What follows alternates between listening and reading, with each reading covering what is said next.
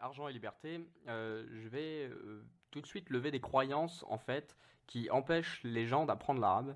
Ce qui est dommage parce que euh, savoir parler arabe, c'est avoir la possibilité de partir dans plusieurs pays, mais aussi pour l'aspect financier, hein, ce qui nous intéresse aussi beaucoup sur cette chaîne, c'est que savoir parler arabe, c'est avoir la possibilité d'avoir un business qu'on peut ouvrir à l'international sur les marchés du monde arabe. Et notamment pour ceux qui veulent faire croître leur business vers d'autres horizons et avoir un marketing qui soit bon, il faut connaître un peu la culture et la langue arabe. Si à un moment donné on ne sait pas parler la langue arabe, eh bien malheureusement, quand on veut vendre quelque chose, on risque d'avoir des mots qui ne sont pas adaptés et donc qui forcément pour les gens qui veulent, enfin à qui on pourrait vendre nos produits, nos services, nos biens, ne vont pas du tout être captivés, ne vont pas du tout être se sentir concernés en fait.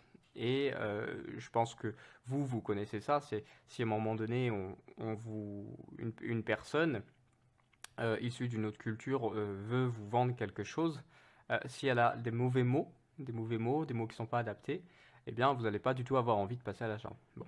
Donc nous, ce qui nous intéresse, c'est de pouvoir voilà, être indépendant, pouvoir ouvrir ses business vers l'international et donc bah, accumuler d'autres langues pour pouvoir rester indépendant, ne pas dépendre de traducteurs et ouvrir son business vers d'autres horizons. Donc la première chose, la première grande croyance qui fait peur et qui freine beaucoup de gens à apprendre l'arabe, c'est l'alphabet. Ce qui est bête en fait, parce que l'alphabet arabe ne compte pas trois fois plus de caractères que l'alphabet que nous utilisons quand on est issu de francophonie. Donc déjà, il y a pas du tout de différence quantitative. Je vous aurais dit euh, apprendre le chinois, vous m'aurez dit, ah oui, là, pour le coup, par contre, c'est beaucoup plus complexe. En effet, apprendre le chinois, c'est quand même beaucoup plus d'heures d'apprentissage. Et quand je dis d'heures, en fait, c'est beaucoup plus d'années d'apprentissage. Alors qu'avec l'arabe, on peut aller beaucoup plus rapidement, en fait. Donc, moi, je vous invite vraiment à apprendre l'arabe parce que c'est toujours des portes ouvertes et ce sont des marchés qui sont intéressants où il y a des choses à faire. Euh, voilà, je vous mets en lien en description un lien vers un produit qui peut vous permettre justement de commencer à faire vos premiers pas dans l'apprentissage de la langue arabe et notamment à l'écrit.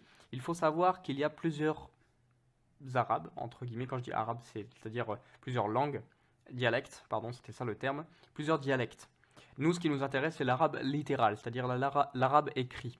Parce que l'arabe écrit a un avantage, c'est qu'il est compris de tous les pays du monde arabe. Là où l'arabe dialectal, c'est-à-dire parlé, est extrêmement spécifique. Si on fait une comparaison, le français écrit, d'accord, et le français parlé, bon, on peut se dire qu'il n'y a aucune différence, mais néanmoins, il y a quand même des patois, d'accord? Il y a des endroits où, en France par exemple, où un même mot ne veut pas être compris de la même manière, parce que le sens apporté est différent.